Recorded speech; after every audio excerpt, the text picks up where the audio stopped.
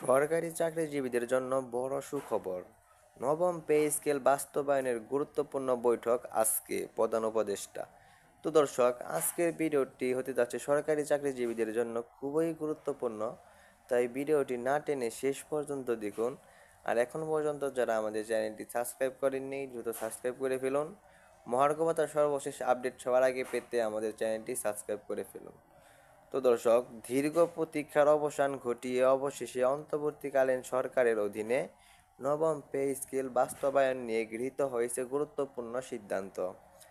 আজকের এই জরুরি বৈঠকে সভাপতিত্ব করেছেন প্রধান উপদেষ্টা ও সাবেক অর্থ সচিব জনাব জাকির আহমেদ খান। বৈঠকে জানানো হয়েছে, নতুন বেতন কাঠামো প্রস্তাবনা অনুমোদন পেলে বিদ্যমান 11 থেকে 20টি গ্রেড কমিয়ে 10 থেকে 12টির মধ্যে সীমাবদ্ধ করা হবে। এই পদক্ষেপটি শুধু বেতন বৃদ্ধি নয়, বরং কর্মকর্তা ও কর্মচারীদের মধ্যে দীর্ঘদিনের বৈষম্য দূর করতে সহায়ক হবে।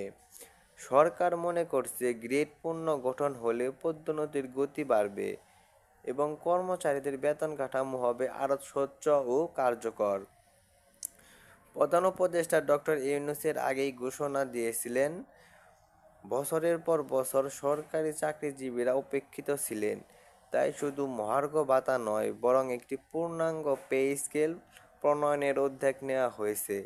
উল্লেখযোগ্য যে 2015 সালের এই প্রথমবার একটি নতুন পে কমিশন গঠন করা হয়েছে।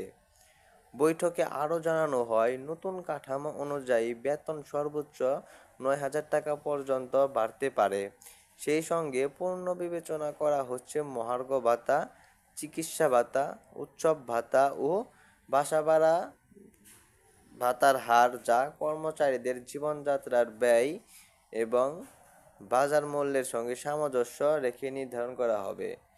তো দর্শক, এখন পর্যন্ত এসেও যারা এখন পর্যন্ত আমাদের চ্যানেলটি সাবস্ক্রাইব করেননি, দ্রুত সাবস্ক্রাইব করে ফেলুন। মহার্ঘ ভাতার সর্বশেষ আপডেট সবার আগে পেতে আমাদের চ্যানেলটি সাবস্ক্রাইব করে চ্যানেলটির পাশেই থাকুন। দর্শক, এই প্রস্তাব বাস্তবায়ন হলে বিশেষ করে নিম্ন ও মধ্যম গ্রেডের কর্মচারীরা সবচেয়ে বেশি উপকৃত হবেন বলে ধারণা করা হচ্ছে। তাদের জন্য পদোন্নতির পথ সুগম হবে এবং অর্থনৈতিক দিক থেকেও তারা হবেন আরও সচ্ছল।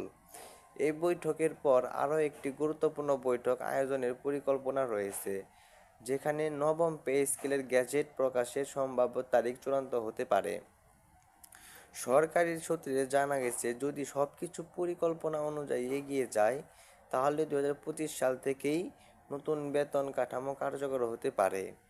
বিশ্লেষকরা বলছেন, এই নতুন কাঠামো শুধু অর্থনৈতিক নয়, প্রশাসনিক কার্যক্রমেও ইতিবাচক প্রভাব ফেলবে। সরকারি চাকরিজীবীদের ক্রয় ক্ষমতা বৃদ্ধির ফলে দেশের সামগ্রিক অর্থনৈতিক গতিশীলতা আসবে। তো দর্শক, আজকের ভিডিওটি এখানেই শেষ করছি। তো এখন পর্যন্ত যারা আমাদের চ্যানেলটি সাবস্ক্রাইব করেননি, দ্রুত সাবস্ক্রাইব করে ফেলুন। মহার্ঘ ভাতার সর্বশেষ আপডেট সবার আগে পেতে আমাদের চ্যানেলটি সাবস্ক্রাইব করে ফেলুন। ধন্যবাদ।